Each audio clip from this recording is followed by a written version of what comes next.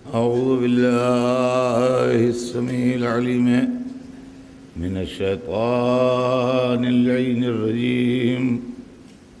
بسم الله الرحمن الرحيم.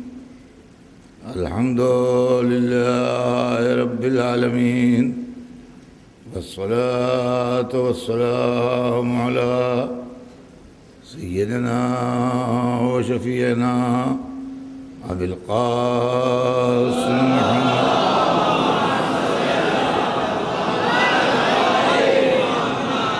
وآله الطيبين الطاهرين المعصومين، ولعنة الله على أعدائهم أجمعين من يومنا هذا إلى يوم الدين.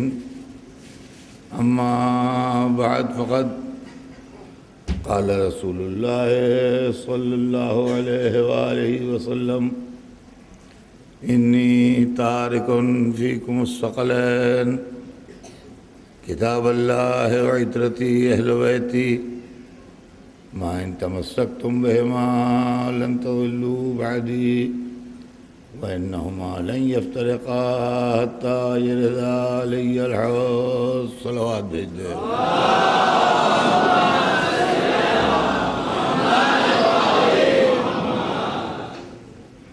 ارشاد اقدس جناب رسول خدا ہے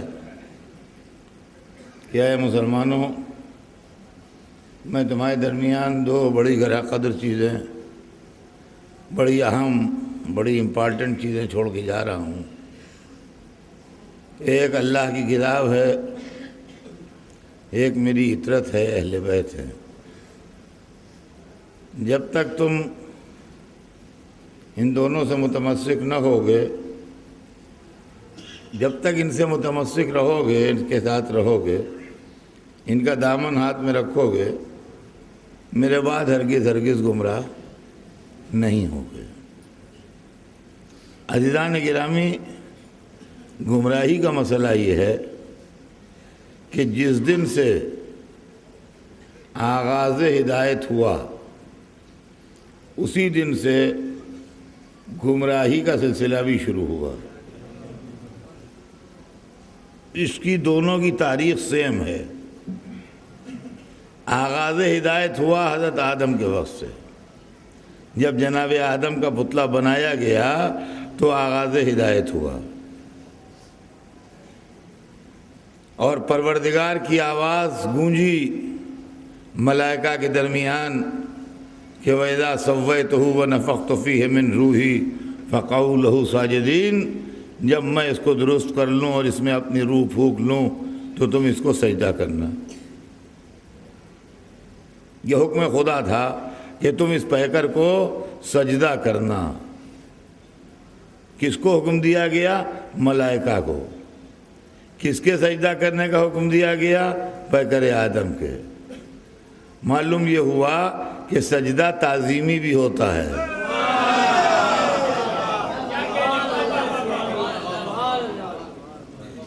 اس لیے کہ وہ تو سب کے سامنے پیکر بنا ہے، وہ خالق تھوڑی ہے، وہ تو مخلوق ہے.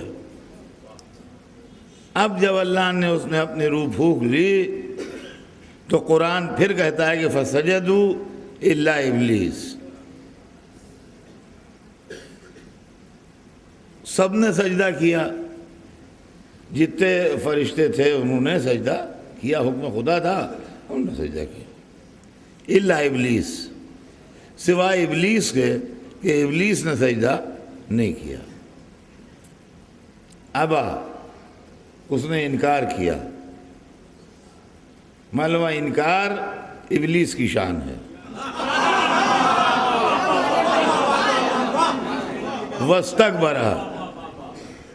وَاسْتَكْبَرَ، اور اس نے تکبر کیا. تکبر کرنا کیا سمجھتے ہیں؟ اپنے کو بڑا سمجھنا. اس کا مطلب یہ ہے کہ اپنے کو بڑا سمجھنا اور اونچا سمجھنا، یہ بھی ابلیس کے مزاج میں سے ایک بات ہے. ابا، اس نے انکار کیا. وَاسْتَكْبَرَ، اور اس نے اپنے کو بڑا سمجھا. وَكَانَ مِنَ الْكَافِرِينَ، اور وہ تو کافروں میں سے تھا. معلوم ہوا کہ خدا کو سجدہ کر کے بھی لوگ کافر ہوتے ہیں. صلوات بھیجتے ہیں محمد.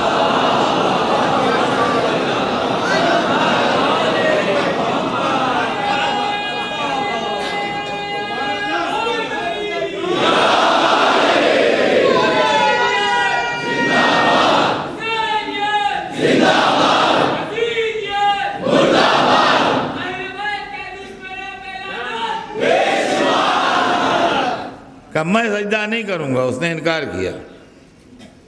اور جب اللہ نے اس سے پوچھا کہ تو نے سجدہ کیوں نہیں کیا, کہا انا خیر منہ,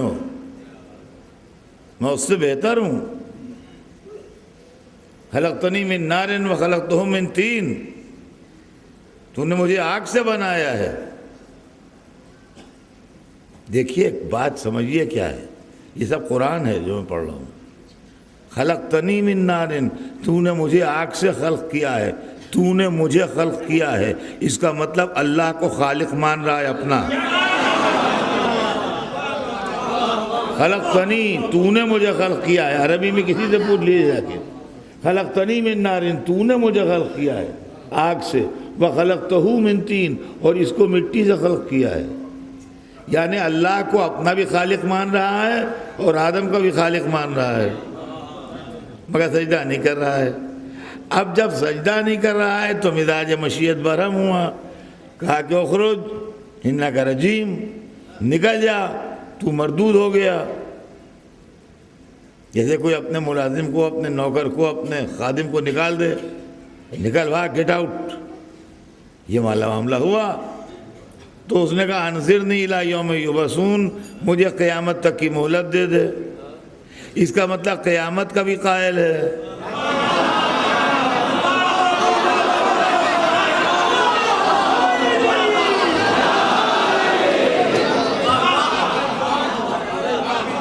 قیامت کا بھی قائل ہے, اللہ کا بھی قائل ہے, اس کو سجدہ بھی کرتا ہے, اس کو خالق بھی مانتا ہے, قیامت کا بھی قائل ہے. معلوم ہے اللہ کا قائل تو ہے, اللہ والے کا قائل نہیں ہے. صلوات بھیجتے ہیں محمد.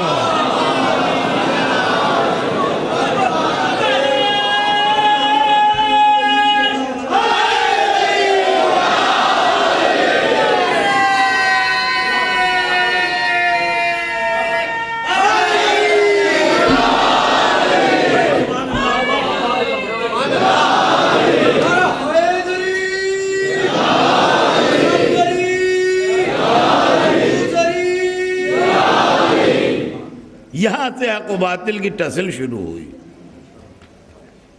یہاں سے جھگڑا آغاز ہوا. اور اب اس نے جو دعوے کیے اور جو کہا, اس نے کہا کہ تیری عزت کی قسم, باتیں ایسی کر رہا تھا کہ آدمی تڑپ جائے. قسم بھی کھا رہا ہے تو اللہ کی عزت کی. وَبِعِزَّتِكَ لَأُغْوِيَنَّهُمْ أَجْمَعِينَ, تیری عزت کی قسم سب کو بہکاؤں گا. الا عبادک منہم المخلصون, سوائے خالص بندوں کے. لو ایک نیا مسئلہ پیدا ہو گیا, اب کچھ خالص بندے ڈھونڈیے جن پر شیطان کا جادو نہیں چلے گا.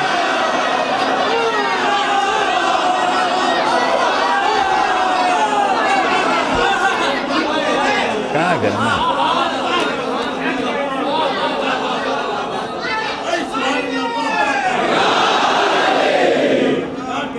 اس نے صاحب آن کے بہکانا شروع کیا. اب وہ اپنے مشن پہ لگ گیا کہ میں بہکاؤں گا, اور پیغمبر اپنے مشن پہ لگ گئے کہ ہم ہدایت کریں گے. دنیا میں یہی کشمکش ہے, نیکی و بدی, خیر و شر, ایمان و کفر, سچ و جھوٹ, حق و باطل, نور و ظلمت. جو لفظیں ہیں آپ کہہ لیجئے, لیکن یہ دو لفظیں جو ہیں یہ قیامت ہیں. سمجھے آپ, یہ اسی کے اوپر نظام چل رہا ہے. جیسے ریل کی دو پٹریوں پر گاڑی چلتی ہے, ریل پر ٹرین چلتی ہے, سمجھے آپ, تو اس طریقے سے یہ معاملہ چل رہا ہے. دونوں. یہ بڑی عجیب و غریب منزل ہے. تو اب یہاں سے جھگڑا شروع ہو گیا. اب وہ ایک گھر تھا اس وقت. آدم، ان کے 2 بیٹے، میاں بیوی، بیوی حوا، حضرت آدم، حابیل قابیل. پیغمبر کے گھر میں گھس گیا. مزاج سمجھیے گا. پیغمبر کے گھر میں گھس گیا اور ایک لڑکے کو بہکا دیا. اب جو ایک لڑکے کو بہکا دیا، آپ یہ نہیں کہہ سکتے کہ اس کو سوسائٹی خراب ہو گئی. سوسائٹی تھی ہی نہیں، صحبت خراب ہو گئی، لوگ تھے ہی نہیں، پولیٹیکل معاملہ تھا، سیاست تھی ہی نہیں، دنیا میں دولت کا معاملہ تھا، دولت پراپرٹی کا جھگڑا تھا ہی نہیں، کچھ بھی نہیں تھا. ٹوٹل دنیا کی آبادی ایک فیملی پر، جس میں 4 آدمی، 2 بھائی، ایک میاں، ماں، ایک باپ. اس میں سے بھی اس نے ایک کو اپنے مطلب کا نکال لیا. اس میں سے بھی اس نے ایک کو اپنے مطلب کا نکال لیا. اس کا مطلب یہ کوئی گھر بھی محفوظ نہیں ہے. اللہ سے ڈرتے رہیے اور اہدنا الصراط المستقیم کہتے رہیے. سمجھے آپ؟ یہ معاملہ ہے. تو کوئی گھر محفوظ نہیں. اس نے اپنے مطلب کا ایک نکال لیا اور ایک نے دوسرے کو قتل کر دیا. قابیل نے حابیل کو قتل کر دیا. ایک بھائی نے دوسرے بھائی کو مار ڈالا. اور آج تک دنیا میں پہلا خون ہے جو ہوا. بے گناہ انسان جو پہلا قتل ہوا زمین پر، اس کا نام حابیل ہے. اور پہلا قاتل جو تھا اس زمین کے اوپر، اس کا نام قابیل ہے. سمجھے آپ؟ یہ ہے معاملہ. اب یہ پہلا قتل بھی آج تک لوگوں نے معاف نہیں کیا. حالانکہ عام طور سے پہلا جرم معاف کر دیتے ہیں. لوگ اکثر کہتے ہیں اگر خدا یزید کو معاف کر دے تو کیا اعتراض ہے؟ پہلے قابیل کو تو معاف کروائیے.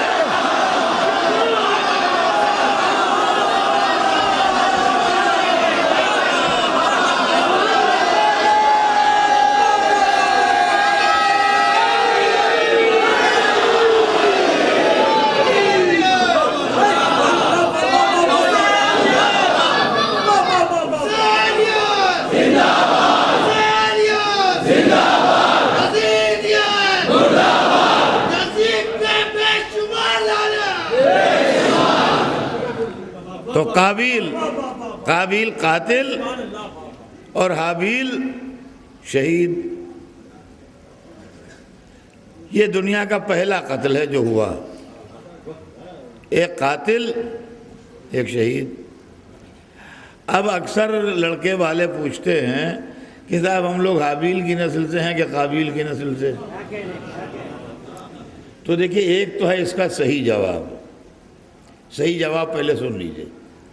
صحیح جواب اس کا جو تاریخی اور علمی ہے وہ یہ ہے کہ ہم نہ حابیل کی نسل سے ہیں نہ قابیل کی نسل سے ہیں. نہ حابیل کی نسل چلی اور نہ قابیل کی نسل چلی. حضرت آدم کو اللہ نے اور بیٹے دیے تھے. ہم لوگ جو ہیں وہ اور بیٹوں کی اولادوں سے ہیں. نہ ہمارا تعلق حابیل سے ہے اور نہ ہمارا تعلق قابیل سے ہے. یہ تو اس کا صحیح اور علمی اور تحقیقی جواب ہے. ٹھیک جواب تو یہ ہے. لیکن اگر یہی ضد ہے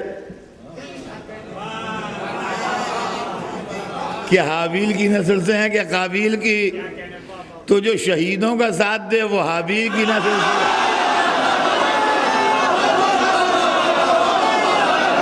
صلوات بھیج دیں محمد.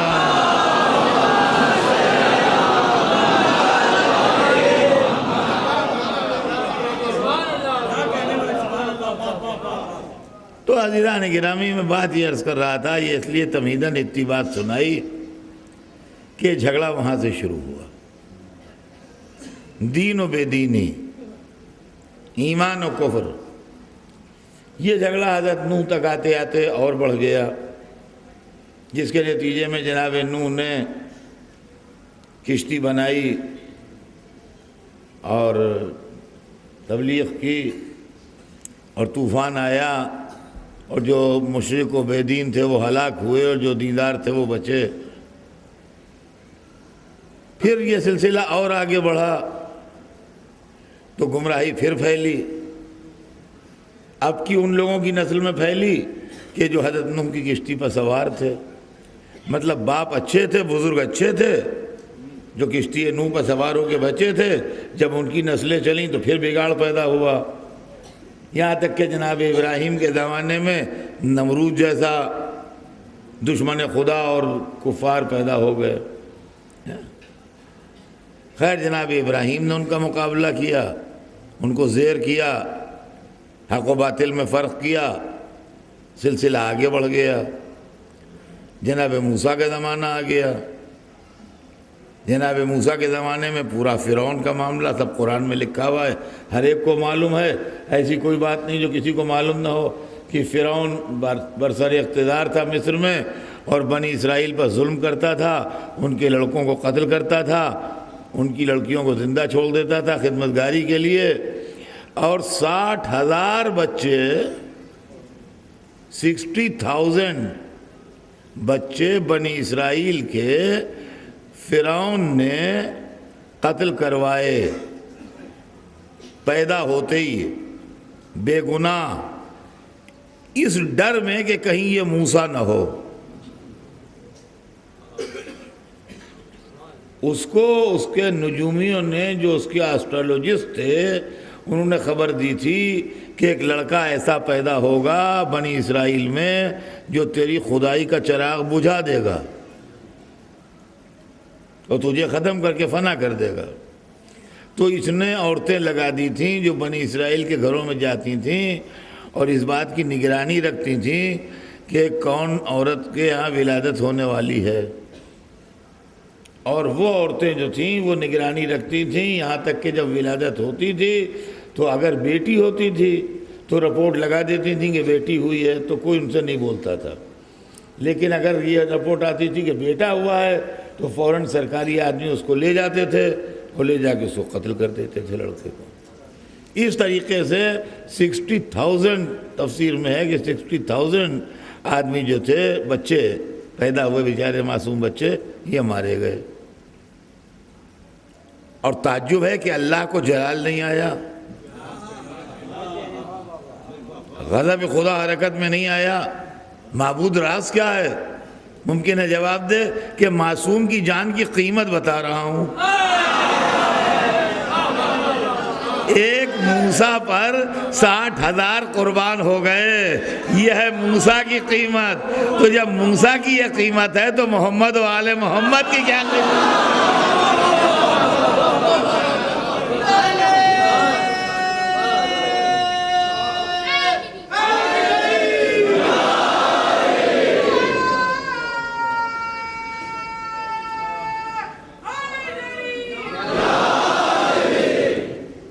بہرحال وہ بھی کامیابی ہوئی اور وہ غرق ہوا اور جناب موسیٰ کامیاب ہوئے.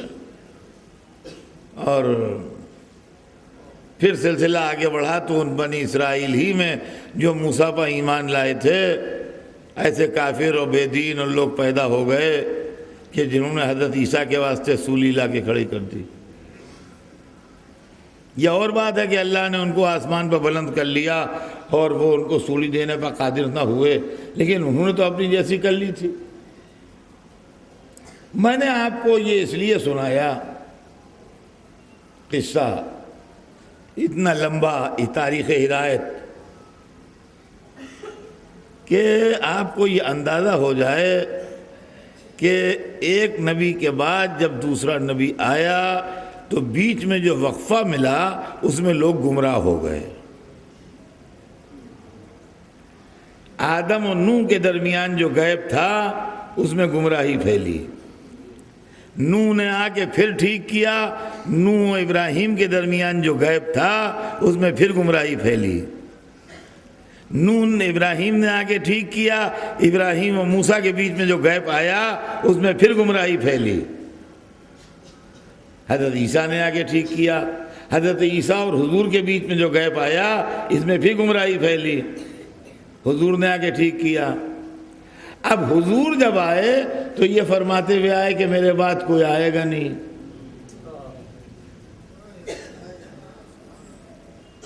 دیکھیے اس کے پہلے جو آئے تھے وہ اپنے بعد آنے والے کی خبر دیتے رہے تھے. حضور آئے تو کہنے لگے میرے بعد کوئی آئے گا نہیں. تو اب حضور کے بعد جب کوئی آئے گا نہیں تو حضور کی اور قیامت کے بیچ میں جو غیب ہے اس کا علاج کون کرے گا؟ سوال یہ مزاج ہمیں معلوم ہے باطل کا کہ جہاں اس کو موقع ملا اس نے حملہ کر دیا. تھوڑا سا ٹائم اس کو ملا اس نے حملہ کر دیا. تھوڑا سا ٹائم ملا اس نے حملہ کر دیا. اب حضور کے اور قیامت کے بیچ میں جو غیب ہے اس کے اندر جو حملہ ہوگا تو روکے گا کون؟ اب جو ضلالت پھیلے گی تو کون روکے گا؟ تو اب ہماری اللہ سے کچھ گزارشیں ہیں. یا تو ان نبی کو قیامت تک کی زندگی دے دے کہ جب تک قیامت آئے اس وقت تک یہ زندہ رہیں تاکہ ہدایت کرتے رہیں، یا ان کی رحلت کے ساتھ ساتھ شیطان کو موت دے دے کہ اب خطرہ ہی نہ رہے ان کا. وہ ڈاکو مر گیا جو لوٹتا تھا، اب اطمینان سے جاؤ آؤ کوئی لوٹنے والا نہیں ہے. بھائی دو صورتیں ہیں، یا تو قیامت تک رہبر زندہ رہے تاکہ وہ اپنا کام کرتا رہے تو یہ اپنا کام کرتا رہے، اور یا پھر جس دن حضور دنیا سے جائیں اس دن یہ بھی جائے تاکہ اب خطرہ نہ رہے، جو حضور پہنچا کے جائیں وہی رہے قیامت تک. نہ ہماری یہ درخواست منظور ہوئی نہ وہ منظور ہوئی. تو اب اگر ہم گمراہ ہو جائیں تو ذمہ داری کس پہ ہے؟ اسی ذمہ داری کا جواب دینے کے لیے حضور نے یہ حدیث فرمائی تھی جو میں نے پڑھی.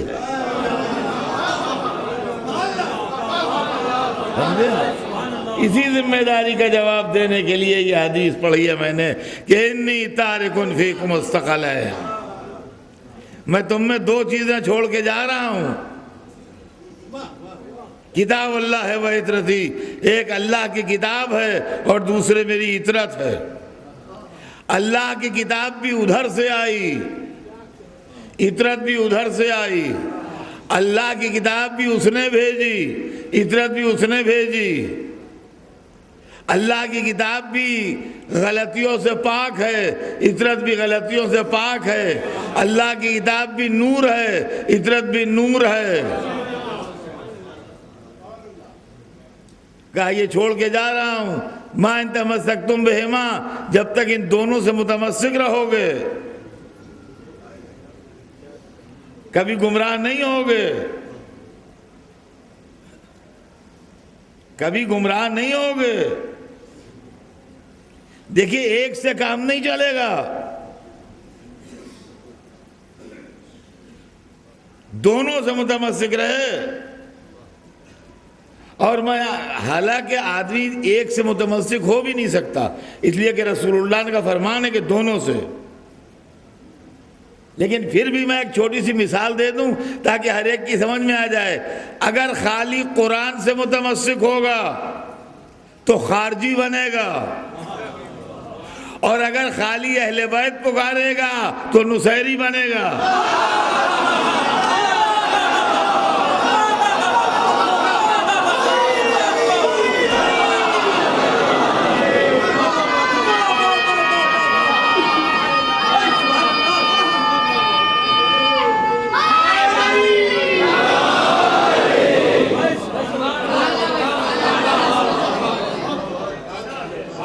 سمجھے آپ؟ یہ مسئلہ ہے یہاں. ہم نے تاریخ کے آئینے میں خوارج دیکھے ہیں،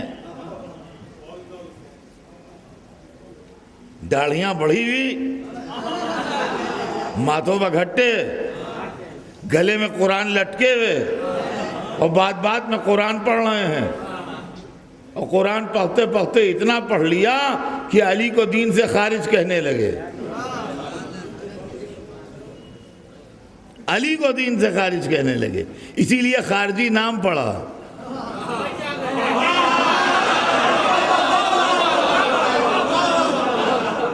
یہ خوارج جو تاریخ کے اندر ہیں یہ اسی لیے خوارج کہلائے کہ انہوں نے نعرہ دیا تھا کہ علی اسلام سے خارج ہیں، اور جب جنگ نہروان میں یہ آئے ہیں مولا علی کے سامنے تو آپ کے اصحاب نے سمجھایا، اور جب اصحاب کی سمجھائے سے نہ سمجھے تو مولا علی نے خود سمجھایا۔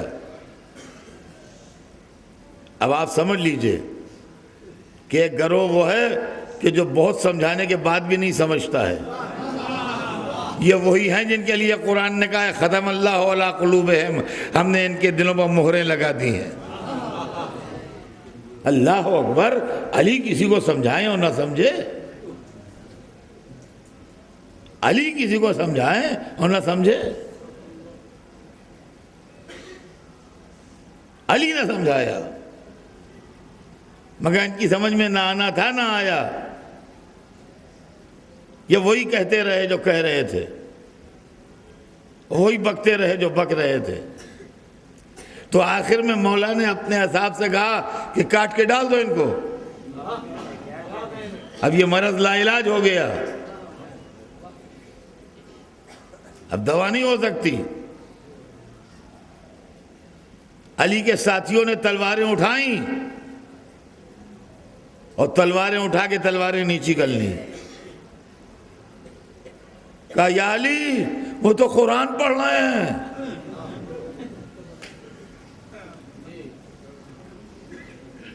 ان کے ہاتھ کانپنے لگے، کہنے لگے وہ تو قرآن کی آیتیں پڑھ رہے ہیں۔ خدا کی قسم دنیا میں کوئی ہوتا جواب نہ دیتا سوائے میرے مولا کے، وہ علی تھے جنہوں نے جواب دیا، فرمایا قرآن ان کے حلق میں پھنسا ہے، نیچے نہیں اترا ہے۔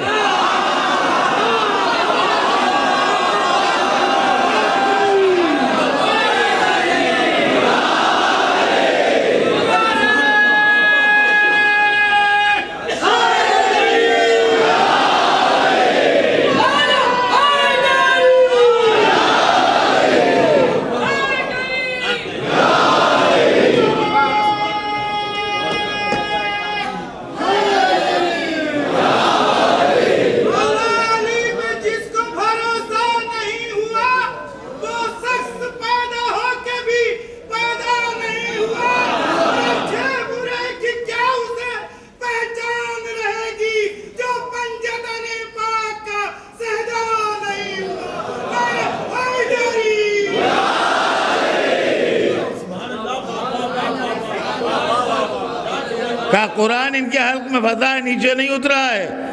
مولا قربان جاؤں آپ کے، آپ نے بتا دیا جب تک خالی حلق میں پھنسا رہتا ہے آدمی سوکھی سوکھی آیتیں پڑھتا ہے، جب دل تک پہنچ جاتا ہے محبت علی بن جاتا ہے۔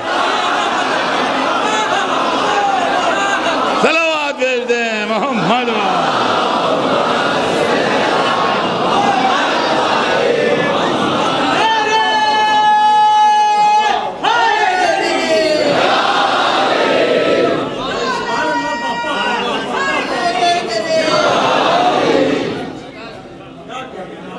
تو یہ ہے خالی قرآن، خالی قرآن نہیں، قرآن و اہل بیت، یا اس سرے چلا جائے گا آدمی یا اس سرے چلا جائے گا، نہ اس حد پہ جانے والا صحیح ہے اور نہ اس حد پہ جانے والا صحیح ہے کہ بندے کو خدا کہنے لگا، وہ بھی نہیں ٹھیک ہے اور یہ بھی نہیں ٹھیک ہے۔ تو عزیزان گرامی، نہ خالی قرآن نہ خالی اہل بیت، رسول نے دونوں کے ساتھ کیا ہے، تو دونوں کے ساتھ رہیے تو گمراہی سے بچیے گا۔ اب دونوں کا جب ساتھ ہوگا تو کیا ہوگا، کیا کام کرنا ہے دونوں کو، دیکھیے غور کیجیے گا اس مسئلے کو کہ جب دونوں ساتھ رہیں گے، قرآن کتاب ہے، اہل بیت انسان ہیں، جب دونوں ساتھ رہیں گے تو ہونا کیا ہے؟ ہونا یہ ہے کہ قرآن میں نکلے گی آیت اور اہل بیت بتائیں گے اس کا مطلب، اور اس سے ملے گی انسانوں کو ہدایت۔ فرمایا قرآن میں پڑھی جائے گی آیت، جو بھی آیت پڑھی جائے جس موضوع کی ہو، اور اہل بیت نکالیں گے اس آیت کا مطلب کہ اس کا مطلب یہ ہے، اور جب قرآن کی آیت اور اہل بیت کا مطلب ملے گا تو اسی کا نام ہدایت ہے۔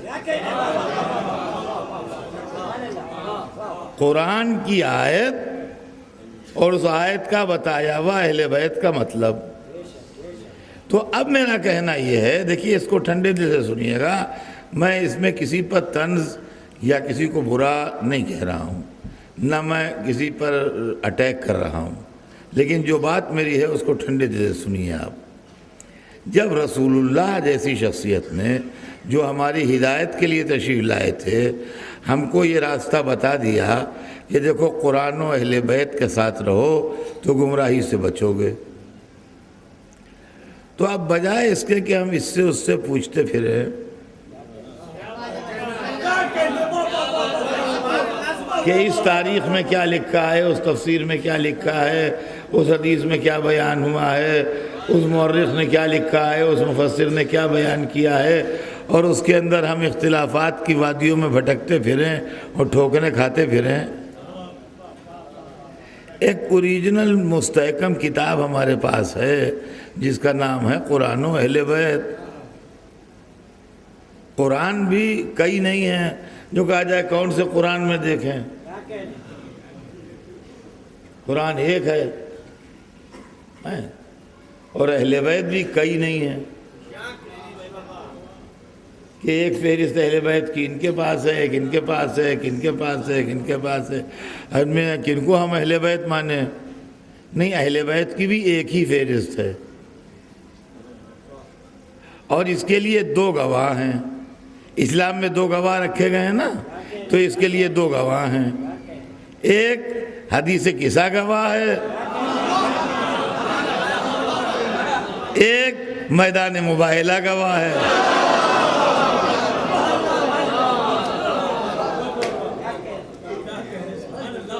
اس کے لیے دو گواہ ہیں، حدیث قصہ گواہ ہے اور میدان مباہلہ گواہ ہے، تو یہ اہل بیت ہیں۔ تو رسول بھی شامل اہل بیت ہیں، یہ میں نے اس دن پڑھا تھا آپ کے سامنے۔ لیکن جب رسول دنیا سے دھار گئے تو اب اہل بیت کے نام پر کون لوگ بچے؟ مولا علی، جناب سیدہ، امام حسن، امام حسین۔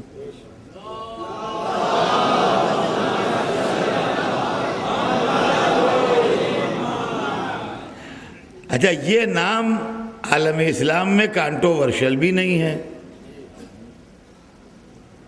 دیکھیے اور کیجئے گا، عالم اسلام میں جو نام ہیں ان میں بعض نام کانٹروورشل ہیں، مگر یہ نام اپنی عظمت کے اعتبار سے اور اپنی جلالت کے اعتبار سے کانٹروورشل نہیں ہے۔ مولا علی کا جہاں تک سوال ہے، تمام عالم اسلام ان کو مانتا ہے اور ان کی بزرگی کا قائل ہے، اور ان کو خلیفہ رسول بھی مانتے ہیں، کچھ لوگ ان کو امام مانتے ہیں، کچھ لوگ ان کو معصوم مانتے ہیں۔ بہرحال رسول کے بھائی بھی تھے، رسول کے داماد بھی تھے، رسول کے خلیفہ بھی تھے، امام وقت بھی تھے، معصوم بھی تھے، مولود کعبہ بھی تھے، سوار دوش رسول بھی تھے۔ تو جہاں تک حضرت علی کا سوال ہے، ان کی شخصیت اور ان کی ذات گرامی کو سب مانتے ہیں۔ جہاں تک جناب سیدہ کا سوال ہے، جناب سیدہ سے بڑھ کے رسول اللہ سے کوئی کلوز نہیں ہے۔ دیکھیے وہ چیزیں جن کو ہم شرف سمجھتے ہیں، جن کا نام ہم نے عزت رکھا ہے، وہ رسول کی وجہ سے ہیں، سمجھے آپ؟ میری بات کو ٹھنڈے دل سے سنیے گا، رسول کی وجہ سے ہیں۔ مدینے کی جو عزت ہے، اور ایک مسلمان کے دل میں مدینے کی تمنا ہے یا مدینہ احترام کی جگہ مانا جاتا ہے، مدینے میں کیا ہے؟ مدینہ سوئٹزرلینڈ ہے، مدینہ وادی کشمیر ہے، وہاں بہت ہریالی ہے، بڑے خوبصورت پہاڑ ہے، مناظر قدرت ایسے ہیں کہ دیکھا کرو۔ انہوں نے کہا نہیں، حضور نے ہجرت کی تھی، دارالہجرت ہے، سرکار کا وطن ہے، تو مدینے کی عزت رسول کی وجہ سے۔ مکے مدینے میں عرب میں بہت سے لوگ رہتے تھے، جو اسلام لا کے رسول کے پاس بیٹھ گئے وہی صحابہ کرام کہلائے۔ تو صحابیت کی عزت رسول کی وجہ سے ہے نا، صحابیت کو جو عزت ملی وہ رسول کی وجہ سے۔ مکے مدینے میں عرب میں بھائی لاکھوں عورتیں ہوں گی،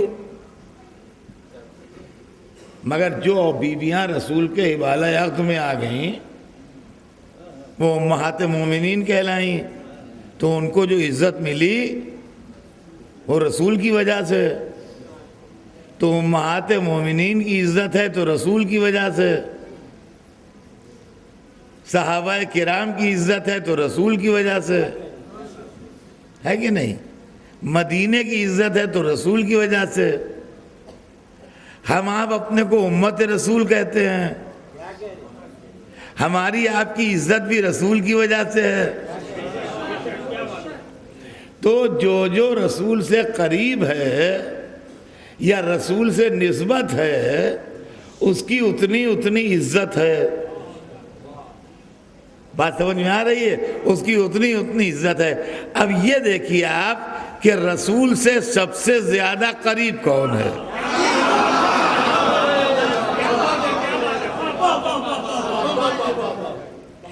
ایک انسان سے سب سے زیادہ قریب اس کی اولاد ہوتی ہے، لہذا جب رسول کے بعد فہرست بنے گی ان سے قریب لوگوں کی تو پہلا نام فاطمہ زہرا کا لکھا جائے گا۔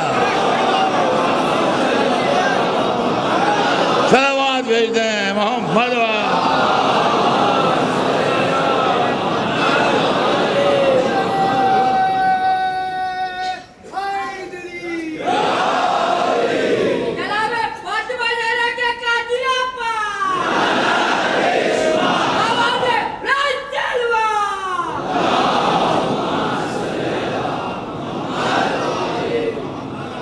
پہلا نام فاطمہ زہرا کا لکھا جائے گا، اس لیے کہ باپ سے متصل اس کی اولاد۔ داماد کا بھی نام آئے گا مگر بعد میں، نواسوں کا بھی نام آئے گا مگر بعد میں، پہلا نام اولاد کا۔ تو قریب ترین فرد رسول اللہ سے جو ہیں وہ جناب فاطمہ ہیں صلوات اللہ وسلامہ علیہا۔ نتیجہ یہ ہوا کہ اس قربت نے عزت اتنی بڑھائی کہ جب باپ کی محفل میں آتی تھی تو تعظیم کے لیے کھڑے ہو جاتے تھے۔ صلوات بھیجتے ہیں محمد۔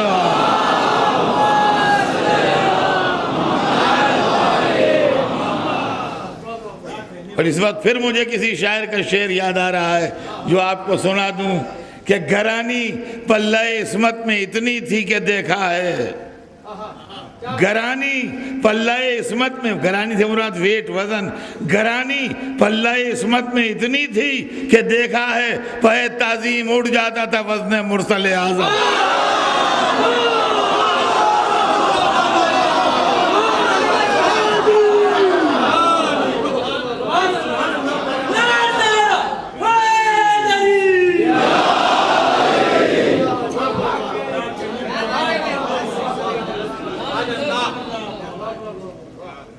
اور اب اس کے بعد دو نام اور آتے ہیں، حسن و حسین۔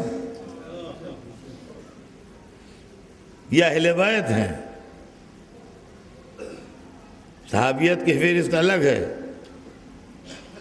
اہل بیت کی فہرست الگ ہے۔ صحابیت وہ ہے جو رسول کے پیچھے نماز پڑھے، اہل بیت میں ہیں جو پشت عالم سجدہ ہیں پشت رسول پر.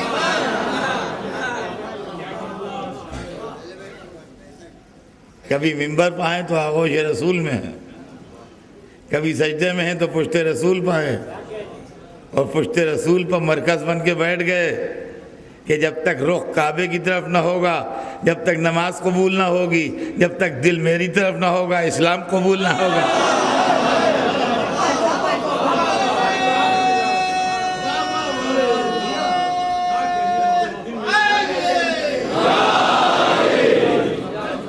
تو عزیزان گرامی، اب مسئلہ یہ ہے کہ یہ لوگ مولا علی، بی بی فاطمہ، امام حسن، امام حسین، یہ اہل بیت ہیں، اور قرآن سب کے علم میں ہے کہ قرآن ہے. ان کے بتائے ہوئے راستے پر چلنے میں نجات ہے. تو اب بہت سی فقہوں اور بہت سے نظریوں اور بہت سے قولوں کی اسلام میں گنجائشی کہاں ہے؟ اسی در پر آ جاؤ، سارے اختلافات خود بخود ختم ہو جائیں گے، سارے مسئلے خود بخود ختم ہو جائیں گے. اور عزیزان گرامی، یہ اہل بیت وہ ہیں کہ چونکہ ان کا سلسلہ نورانی ہے، لہذا ان میں اختلاف نہیں ہے، ان میں اختلاف نہیں ہے. دنیا نے جو رہبر بنا ہے، فقہوں میں اختلاف پیدا ہوئے، یہ دنیا جانتی ہے، مجھے اس کو چھیڑنا نہیں ہے، وہ مسئلہ مجھے چھیڑنا نہیں ہے، مگر جے علماء گزرے وہ فقہ بنی. تو فقہوں میں اختلاف ہوئے، لیکن ہمارے پاس 12 امام گزرے، فقہ ایک رہی، فقہ ایک رہی. 12 امام گزرے، فقہ ایک رہی.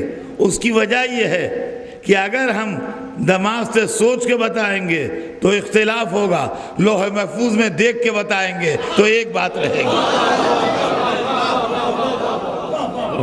ایک رہا، دو نہیں ہوئے. اور عزیزان گرامی، آج وقت نہیں رہا میرے پاس، میں انشاءاللہ زندگی رہی تو کل عرض کروں گا کہ جب تک یہ دروازہ کھلا رہا اور امامت ظاہر رہی، اس وقت تک ہم نے دین کو اماموں سے سمجھا. ہم بڑی بڑی باتیں کرنے کے قائل نہیں ہیں، ہم ہمیشہ سر جھکا کے زندگی گزارنے کے قائل ہیں، اور ہم کسی پر طنز کرنے کے بھی قائل نہیں. لیکن اسلام کے معاملے میں الحمدللہ ہم سیلف سفیشینٹ ہیں. ہمیں مسئلے پوچھنے کے لیے، معلومات حاصل کرنے کے لیے، واجب و حرام جاننے کے لیے، جائز و ناجائز معلوم کرنے کے لیے کسی ڈہڑی پر جانے کی ضرورت نہیں ہے. ہماری ایک ہی ڈہڑی ہے، اور وہ ہے اہل بیت کی ڈہڑی. وہاں آتے ہوئے ہم نے اوروں کو تو دیکھا ہے، مگر ان کو کہیں جاتے نہیں دیکھا.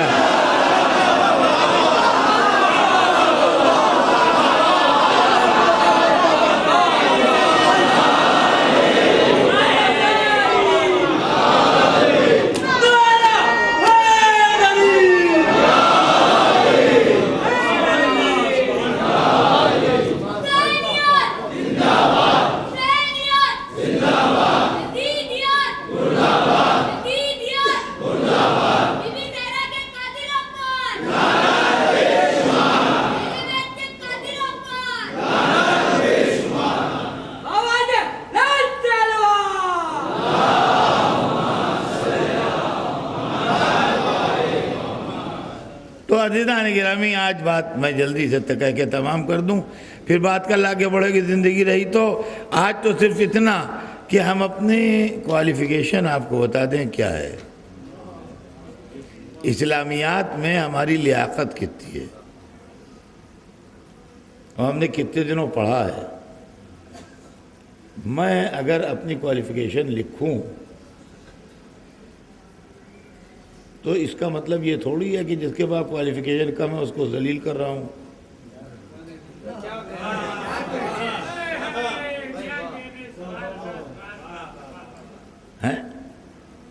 ابھی میں نے اتنا پڑھا ہے، اب کسی نے اگر اتنا نہیں پڑھا تو اس کو میں کیا کروں؟ بہت سے لڑکے میرے ساتھ پڑھتے تھے، کسی نے ابتدائی درجے سے چھوڑ دیا، کسی نے 20 سے چھوڑ دیا، بہت سے آخر تک نہیں پہنچے، تو اس میں میرا کیا قصور ہے؟ بھائی میرا اس میں کون سا قصور ہے؟ میں اپنی کوالیفیکیشن بتا رہا ہوں، کسی دوسرے کی نہیں۔ ہم نے اسلامیات 273 برس 273 ایئرس معصوم کے مدرسے میں پڑھے ہیں۔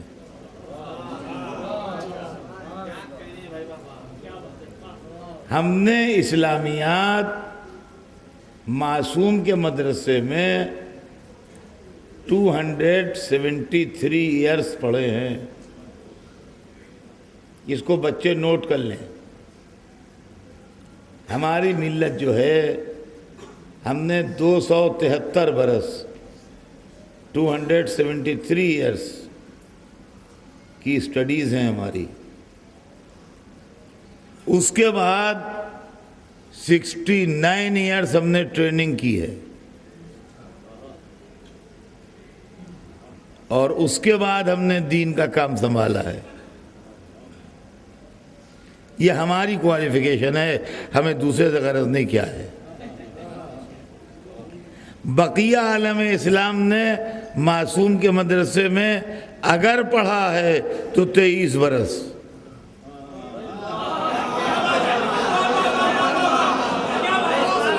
اور اس 23 برس میں ہم آپ کے ساتھ تھے۔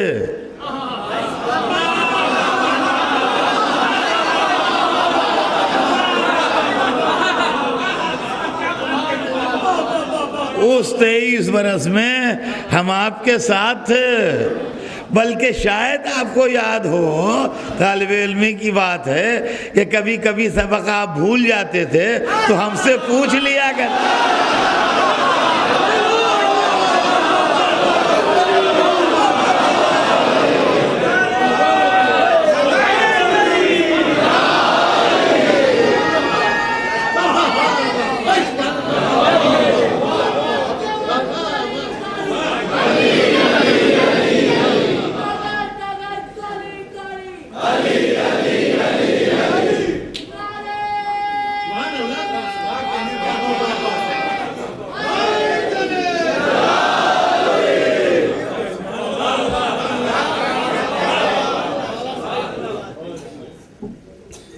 برس کے بعد آپ نے اپنے انڈیپینڈنٹ ہونے کا اعلان کر دیا۔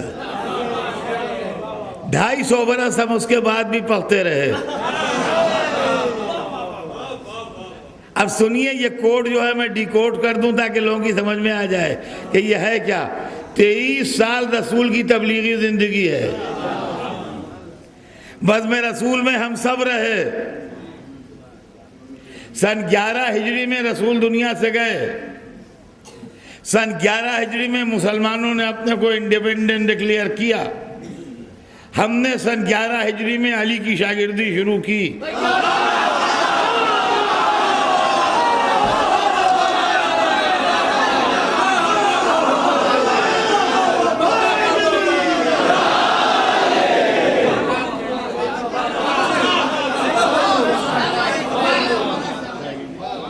سن 260 ہجری ربیع الاول، سن 260 ہجری امام حسن عسکری کی شہادت ہے۔ سن 11 ہجری سے سن 260 ہجری تک 250 سال ہوئے۔ سن 11 ربیع الاول سن 11 ہجری سے سفر سن 11 ہجری سے ربیع الاول 260 ہجری تک 250 برس ہوئے. 250 برس ہم نے امام معصوم سے پڑھا. 23 برس رسول اللہ سے پڑھا. 250 ایئرس ہم نے امام معصوم سے پڑھا. 23 پلس 250 273. یہی میں نے بتایا تھا نا کہ 273 برس. 273 سن 260 ہجری سے سن 329 ہجری تک غیبت صغریٰ رہی. غیبت صغریٰ میں ہمارے علماء نے ٹریننگ کی اور اس وقت سے جو سلسلہ علم و اجتہاد چلا تو بحمداللہ چراغ آج تک روشن ہے. صلوات بھیج دیں محمد.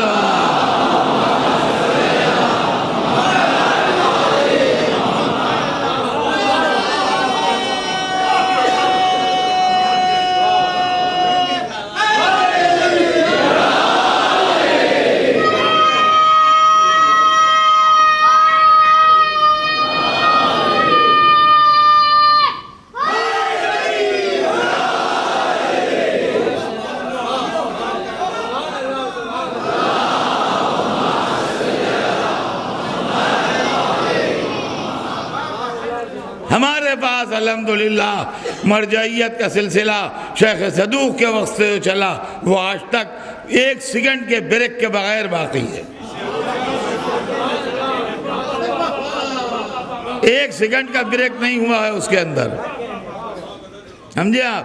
یہ روشنیاں جو جل رہی ہیں یہاں اور یہ مسجد کا حال روشن ہے. یہ باہر روشنی ہے. یہ یہاں جنریٹر کوئی نہیں لگا ہے جس سے روشنی بن رہی ہے. الیکٹریسٹی جنریٹ نہیں ہو رہی ہے یہاں. ہوگا کہیں لگا ہوا جنریٹر.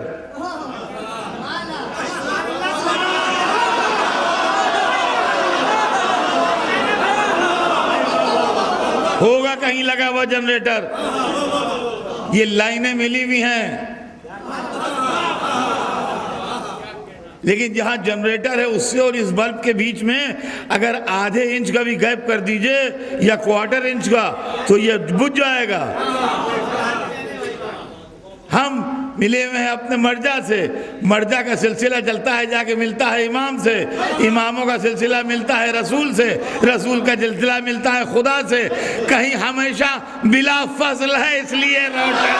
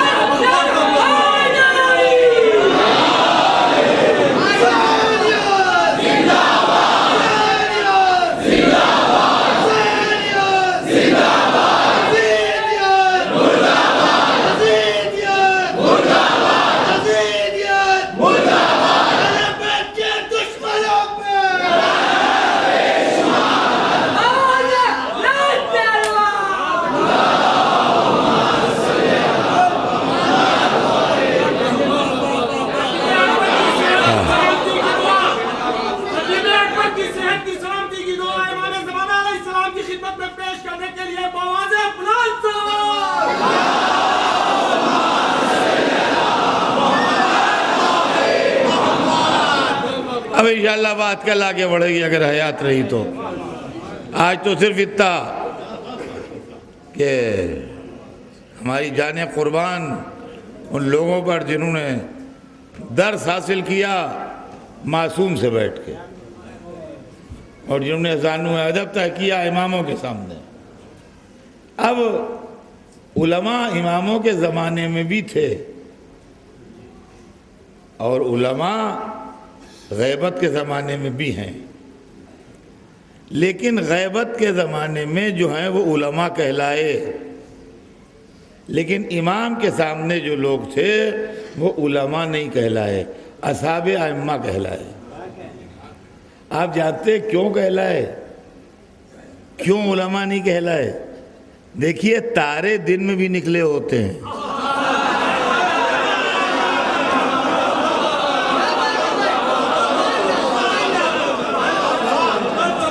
اور تارے رات میں بھی نکلتے ہیں، مگر رات میں سورج غائب ہوتا ہے اس لیے دکھائی دیتے ہیں، اور دن میں سورج کی روشنی کی وجہ سے دکھائی نہیں دیتے۔ ہمارے علماء وہ تارے ہیں امام کے زمانے میں جو دن میں سورج کے ساتھ نکلے۔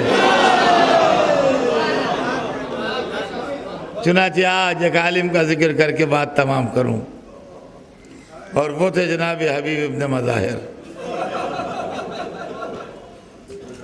اللہ اللہ، کیا مرتبہ تھا حبیب کا، اور کیا رتبہ تھا حبیب کا،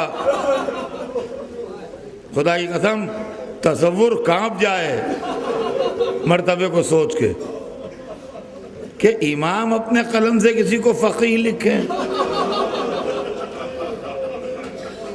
اللہ اکبر، اس لفظ کی قیمت ساری دنیا مل کے تولے تو نہ تولے۔ امام معصوم، نواسہ رسول، علی و فاطمہ کا بیٹا، وہ کسی کو رجل فقیہ لکھے۔ بچپن کے دوست تھے حبیب، بچپن سے حسین پر فدا تھے، جب سے ہوش سنبھالا، جب سے قربان تھے۔ حسین نے خط لکھا جس کا عنوان یہ تھا کہ یہ خط ہے حسین ابن علی کی طرف سے مرد فقیہ حبیب ابن مظاہر کے نام، اور اس کے بعد لکھا تھا کہ حبیب ہماری قرابت کا رسول اللہ سے تمہیں علم ہے، ہم پر وقت پڑ گیا ہے، مدد کے لیے آؤ۔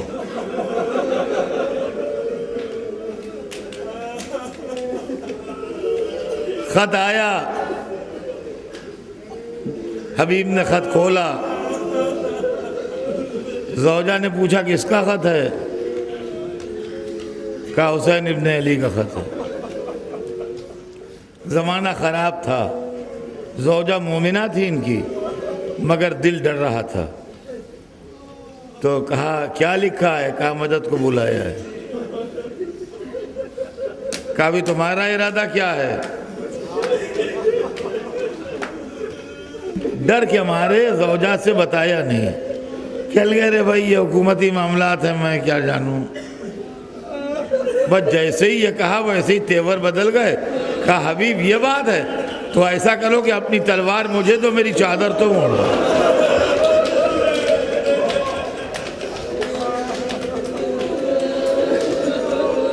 ارے حسین بلا رہے ہیں، تم نہیں جا رہے ہو؟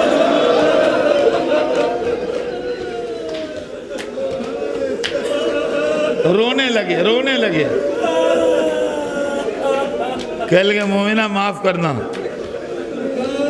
میں نہیں سمجھتا تھا کہ تیرے دل میں اتنی محبت ہے حسین، میں نے ڈر کے مارے نہیں بتایا تھا، میں جاؤں گا۔ اپنے غلام کو حکم دیا، ایک راستے پر اس لیے کہ پہرے لگے تھے، جدھر سے نکل جانے کا امکان تھا، اور وہ لباس پہن کے اس طریقے سے گئے جیسے کھیتی پہ جاتے تھے۔ جانے میں ذرا دیر ہو گئی تو دیکھا کہ چھپ چھپ کے جا رہے تھے کہ وہ کہہ رہا ہے غلام کہ فرض گھبرانا نہیں، اگر میرا آقا کچھ ہو گیا اسے تو میں چلوں گا۔ اتنا سننا تھا، تڑپ گئے، کہا یا ابا عبداللہ یہ وقت آ گیا کہ غلام نصرت کی تمنا کرے۔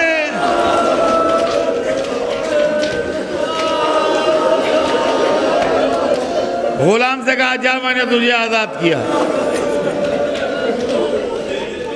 اسے آزاد کر دیا، گھوڑے پہ بیٹھے چلے۔ چوکنا تھے بھئی، حالات خراب تھے، ایسا لگا جیسے پیچھے پیچھے کوئی آ رہا ہے۔ گھوڑا روکا، پیچھے دیکھا غلام آ رہا ہے دوڑتا ہوا۔ کہا تو کہاں؟ کہا آپ چلیے میں آ رہا ہوں، پیدل آ رہا ہوں۔ کہا میرے مولا کی نصرت کو جا رہا ہے؟ آپ میرے ساتھ آ جا۔ اس کو بٹھا لیا۔ جب کربلا پہنچے، حسین نے استقبال کیا، خیمے کے اندر خبر گئی، فضا آئی، کہا حبیب مبارک ہو، زینب کبریٰ نے سلام کہا ہے۔ ارے حبیب زمین پر گر کے لوٹنے لگے، کہا ارے علی و فاطمہ کی بیٹی، محمد کی نواز